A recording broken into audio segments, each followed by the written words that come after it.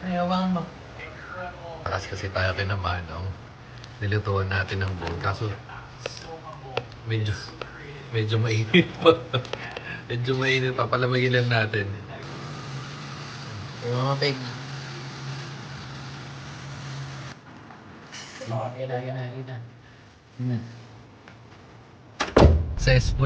Successful tayong nakatakas.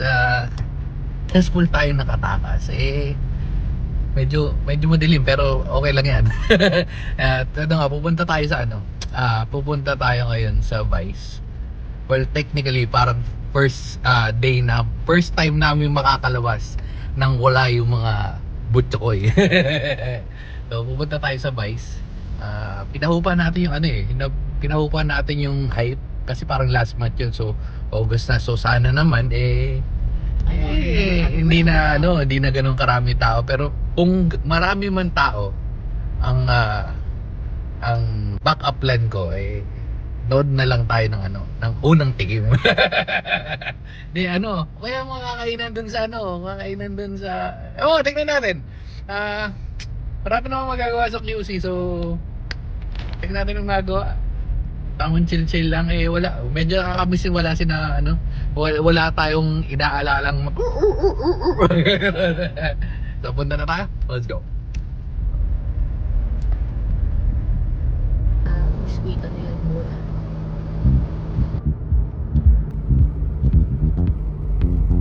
Dito na, malapit na tayo.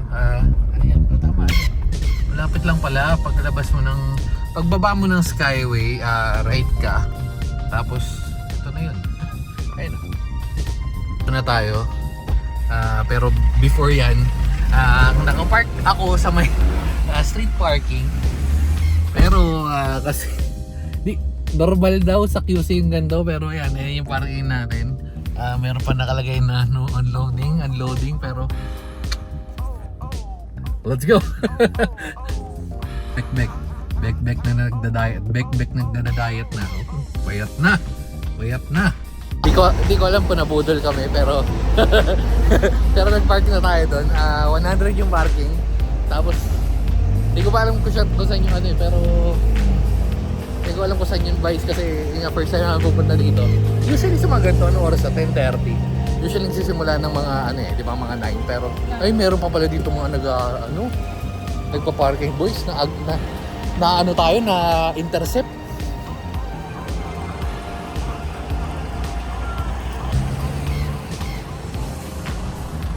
Ito.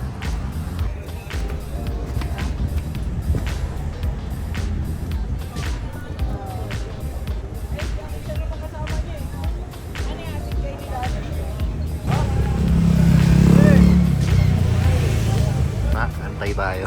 Putakte, ang daming tao men. Ayun hello.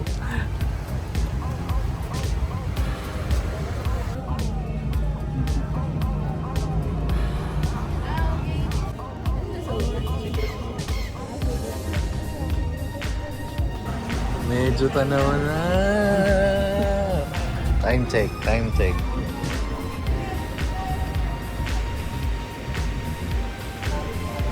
Warning naman pala, wala tayong problema sa ganyan.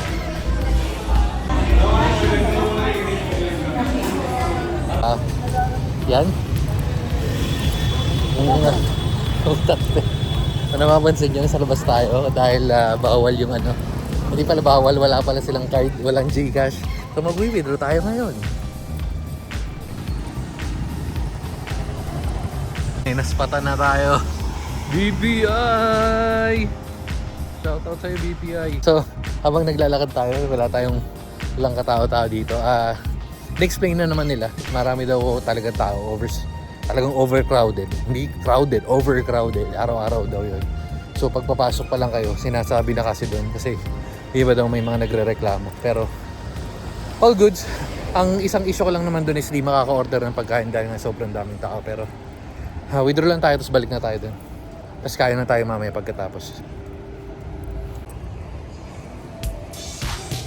Comment ko lang, pwestuhan ng ATM dito mukhang hindi safe.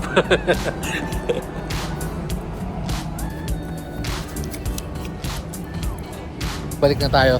Yung pala, sa loob naman daw, pag nakapasok at kung makaka-order man, pero kasi sinabi na nung nagbabantay dun, hindi na daw makaka-order ng pagkain. Kung makakapasok man daw, doon sa loob naman, pwede na yung card or Gcash or kung ano man. Pero yung sa entrance, ano talaga, cash. Hindi na tayong nagdadala ng cash kasi niniwala ko sabi ni Frank Miano, no? Sabi ni Frank Miano, cash is trash. Higal, walk trip.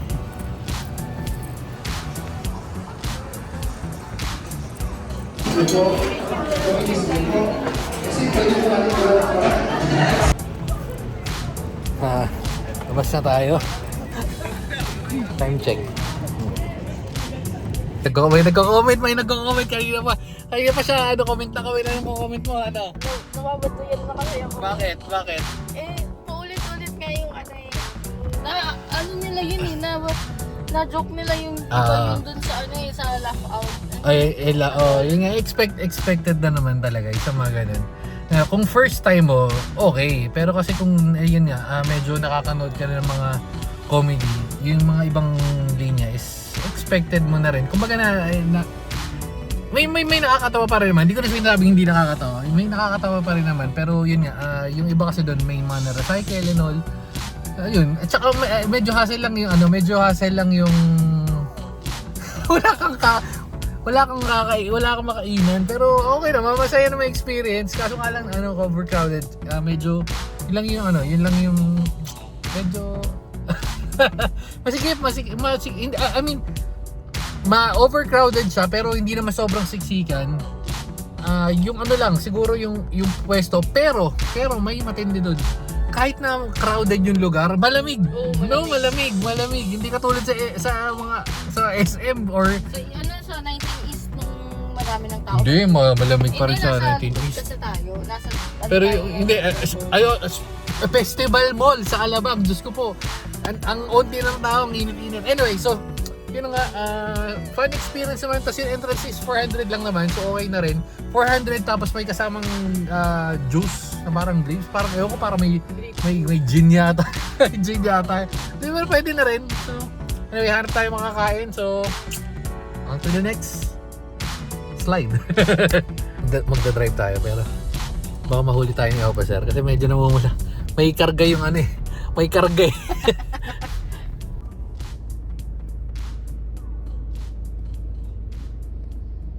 Ay, sa BJC na tayo. May kinain na, may laso. May laso. Nilalaso na ako ng may halong kung karga yung grapes. Ang sama sa pakiramdam. Kain muna tayo. Dito tayo sa saan tayo kakain? Food market. Food market. Pakita ko sa inyo yung pinag-gyman ko dati. Ayan. Boy, may gym pa rin pero ako hindi na. Ano? Ano yung sa ilalim yan dati? Iba. Ewan ko. Basta iba yan. Hindi yan.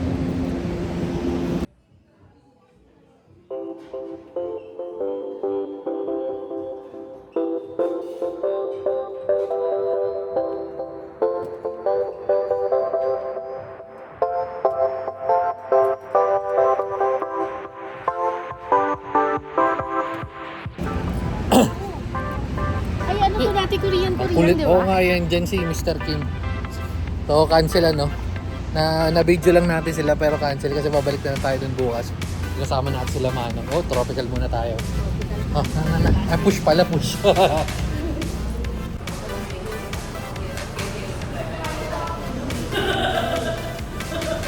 I'll see you there.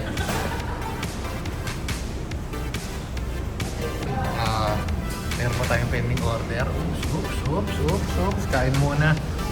Pampatanggal ng hangover. Kaya niya kami pakainin sabay. Dito na lang. No. Ito yung ito nga yung sangyupan. Ano dati yung milk tea? Ayun yata yung, milk tea. I love milk tea. Ang dami na naubos dito, no? Ito nga kahit yung ito yung kutsihan dyan, wala. Kutsihan tsaka yung McDo. No? Tagusan, naubos. Dapat tayo lumulus ito natin. Oo nga. Ito yung Nandun yung Dels. Para mas masarap pa sana kung nag-Dels lang tayo. Overprice yung ano. Hindi masyado trip. Pwede na pero... Okay, po si Meow. Po si Meow. Kalaki ni Tanga. Galing mo. Para mas masarap dapat dito na tayo kumain. Dito na lang, no? Kasi ano lang, 800. Parang Oo, ganun din yung presyo. 900 lang. Eh, ganun din, 964 yung ano eh. 964 dito ah. Ang pili ka pa, parang premium pa yung ano nila. Bukas mo kasi. Oh well. Life choice. Ay, hindi pala. Meron pa pala ako isang pagkakataon makabawi sa ngayong araw. Yan. Vanilla ice cream. Yan. Tara. Pala sa ano? Yun. Uso pa rin pala sa BGC yung mga ganun kasi nawala na yung sa sirkulasyon yun eh. Kinain na sila ng e-bike eh, no? Oo.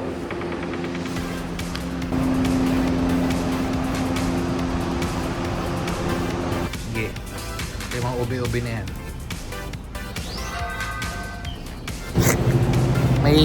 May bahid pa rin talaga ng ano yung... Bili nga tayo. Hindi na, okay na yan. May bahid pa rin ng ano. Ewan ko kung ano ba? Vodka nga. Oh, may vodka daw. Ang ano, parang... Oh, inanong ko. Parang yung spirit parang nandito pa rin eh, oh. Ang pangang lasa. Pero, inubos ni ate yung bari. naka 268 si ate sa akin doon sa ano. Zubaria. Hindi makapag-cash in sa Gcash eh, Diyos ko po.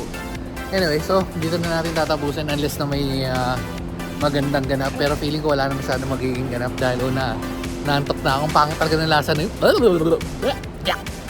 Anyway, so, ay shit, wala akong bayad ng ano. Pwede naman Gcash dyan, no? Yata. Hindi pwede dyan. Patay tayo. Eh, babayad ko 1,000. Hindi, ano mo na, magkano ka pa ng bari? Hindi na, okay na. Tara na, let's go na. Oh, so, pag hindi ko ito na-upload, ibig sabihin hindi pa kami nakakalabas ng parking. Naalala ko, ganun tayo na nakaraan eh, sa ano? Sa Northgate. Ultak si Northgate yung... Tapos yung, tapos ano, down yung BPI. Oh, down BPI, tapos di makapag-withdraw, walang Gcash, tapos... So, kaya nga sinasabi sa inyo, dapat kayong mga malalaking establishment, dapat naka-ready na yun ano. Pwede naman card, pwede Gcash. Ay, nako. Oh, so pag ako nagtayo ng business, pwede lahat. Ha? Kahit Libre. pwede na yung libre, pero babayaran mo dapat agad. Yun na, bye na guys. Pakadasa. Bye-bye. Babu.